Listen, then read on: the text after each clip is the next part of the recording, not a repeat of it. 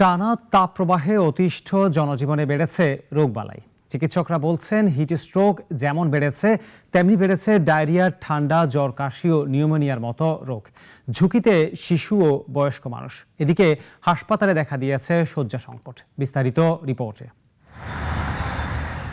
পুরো এপ্রিল জুড়েই তাপপ্রবাহে পুড়েছে দেশ। মে মাসে এসেও রেহাই নেই। এই গরমে রোগী বেড়েছে রাজধানীর প্রতিটি হাসপাতালেই। অনেক হাসপাতালে সাধারণ শয্যা পাওয়াও দায়।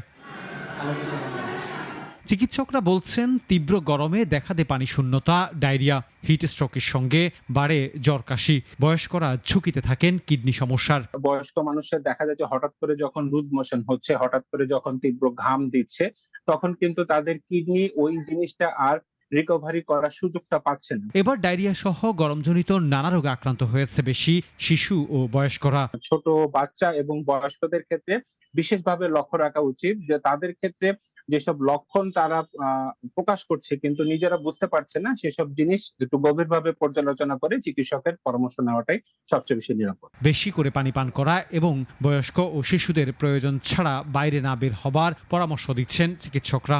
এক নাগারে বাইরে কাজ করছেন তাদের ক্ষেত্রে অবশ্যই পরামর্শ থাকবে আপনারা কাজ করার পরে কিছুক্ষণ ছায়ার মধ্যে অবস্থান নেবেন। যদি কখনো এরকম মনে হয় মাথা ঝিমঝিম করছে অথবা বমি লাগছে অথবা মাথা ঘোরাচ্ছে, শ্বাসকষ্ট হচ্ছে, শরীর থেকে ঘাম বন্ধ হয়ে গেছে, অবশ্যই ছায়া দিতে শুধু স্থানে অবস্থান করবেন অথবা চিকিৎসকের পরামর্শ নেবেন। চিকিৎসকরা বলছেন তীব্র তাপপ্রবাহে কোনো ধরনের স্বাস্থ্য সংক্রান্ত অস্বস্তি দেখা দিলে দ্রুত ডাক্তারের পরামর্শ নিতে হবে।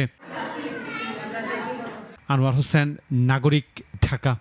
ওয়ালটন এয়ার কন্ডিশনার এক্সচেঞ্জ অফারে স্প্লিট এসিতে 23,000 টাকা পর্যন্ত নিশ্চিত ছাড়।